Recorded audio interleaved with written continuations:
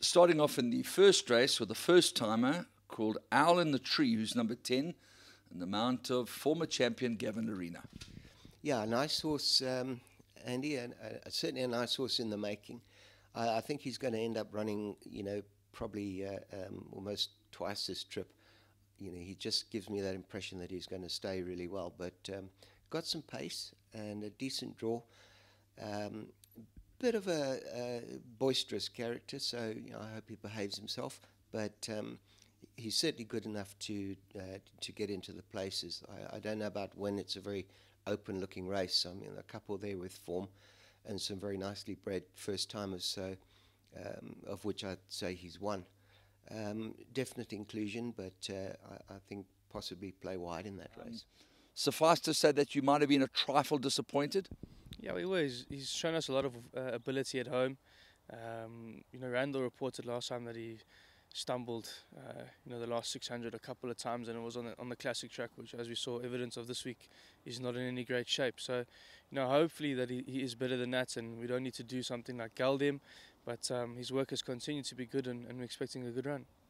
So very lucky to get out in one piece and have another chance. Yeah, 100%. We were a bit worried when he came back after the race, but he managed to pull up sound, thankfully, and his work has continued to be very good. Wonderful. Then on to the second race, where you've got another first-timer, also with Gavin Larena aboard. And this filly's called Kerr. Yeah, also a very nice filly. Definitely going to get a mile and more, I think. But once again, shows good pace. These horses have had gallops at home, so we know a bit about them. Greenness, you can never, you can't pick it. Either they're going to be green or they're not. So she is quite a sensible filly, and I would like to think that she could also easily enough make the first three if it goes right. Adam, as always, thanks for your time. We start off in the third race, first leg of the PA, with a horse called Major Return, who looks a little bit lively.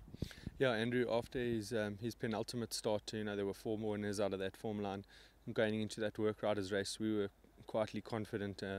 We thought that everything would go according to plan. Unfortunately, it didn't. And taking all of that into consideration, it wasn't a bad run by a horse. A couple of mistakes made by the rider, but that's in the past. I think with a good draw and a jockey that's in great form at the moment on top of him, we've got to give this horse a big chance on Saturday. And into the third race, where Gold Griffin and Professional represent the stable. Yeah, Gold Griffin hasn't shown us much. Being by grazing, I'm sure he'll stay all day, so hopefully the race can reveal a bit more from him.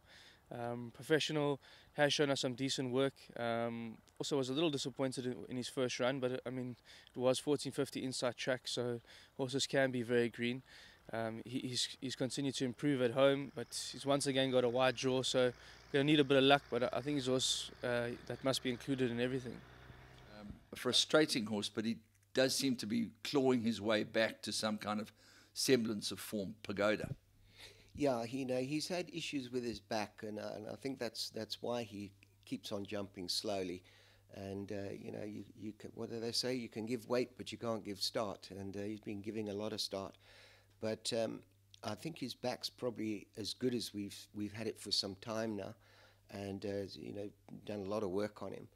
And I'd like to think, just watching his body language at home, that he's probably going to run a much better race.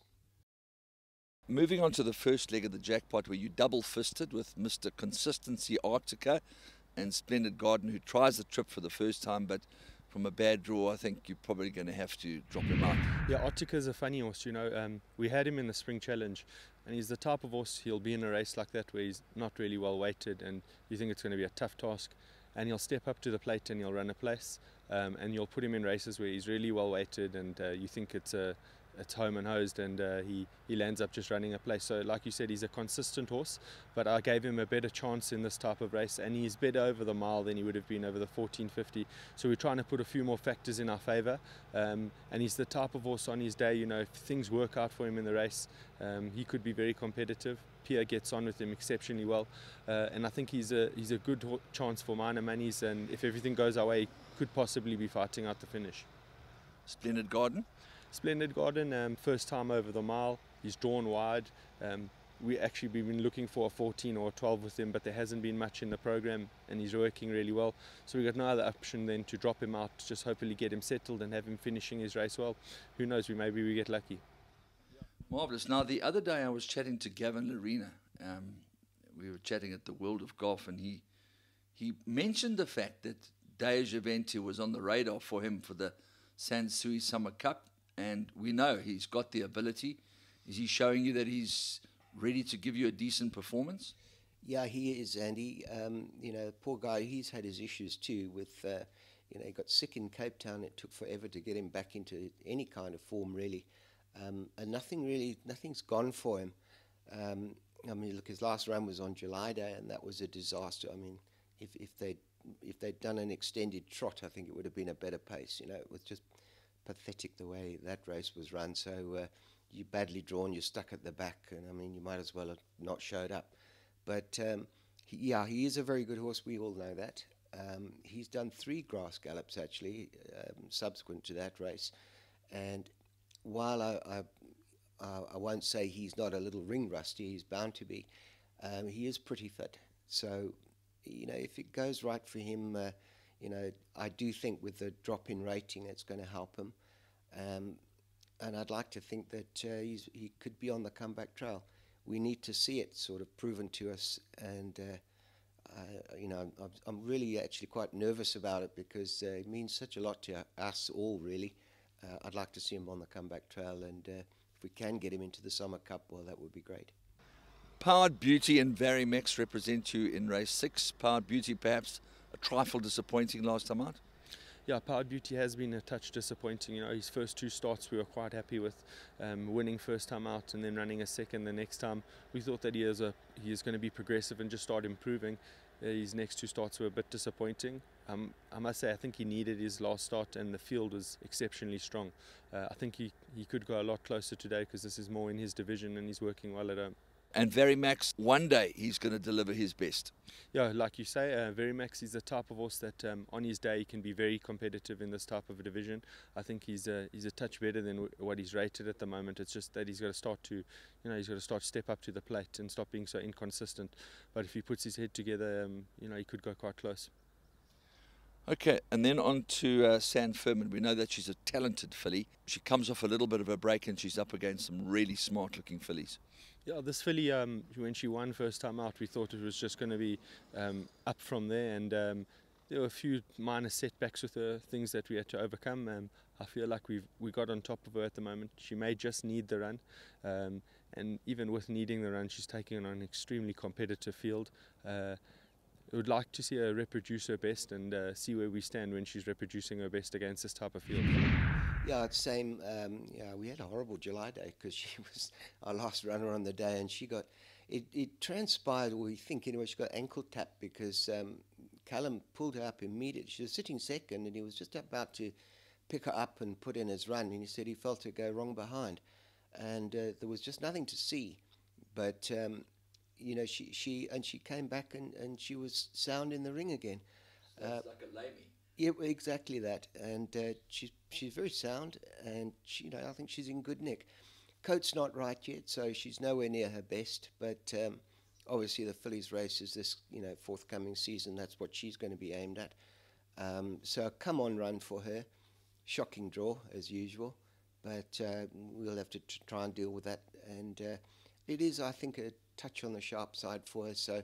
Look, I don't particularly fancy her to win tomorrow, but I would like to see her at least finishing and you know, giving us something to work with. The older, more mature, talented brigade against the younger brigade, and you were very transparent with us about Khala last time out. You said she'd need the run.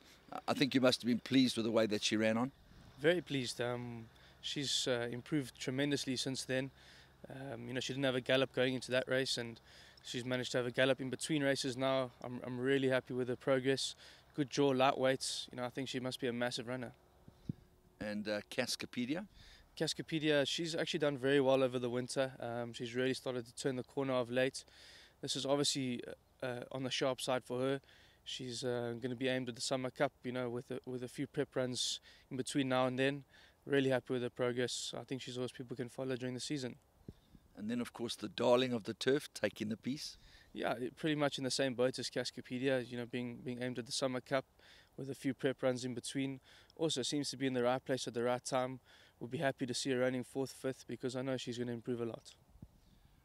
That also might apply to a horse called Full Mast, who's the younger representative of your 2 runners in that race, with Hat Pontano, the defending charity mile winner, coming back to the track.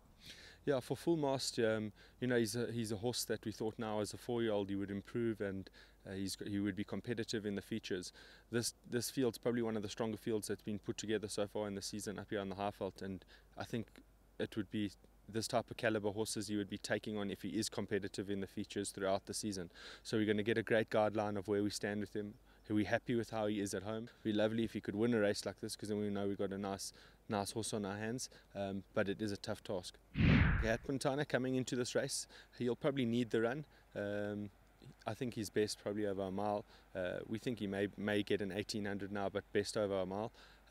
So coming back a bit fresh, the 1450 may be alright for him, but drawn wide as well, we don't have much of an option than to get him settled and give him a bit of a chance.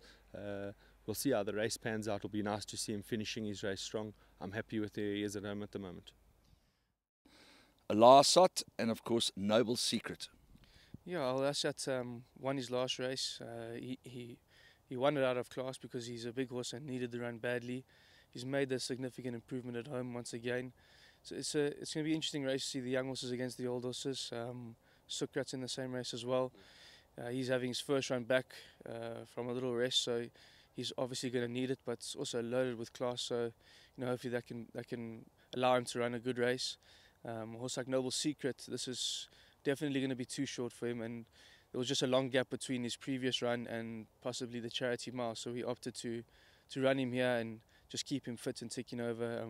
He's also got bigger things to fry. As is the trend of the day, you've got 2 representing you in the 9th, Big Bang Theory, who was victorious last time out, and the talented Lady Negra. Yeah, Big Bang Theory, she gained a lot of confidence out of her last win. She came home and she's just been putting up some really good workouts.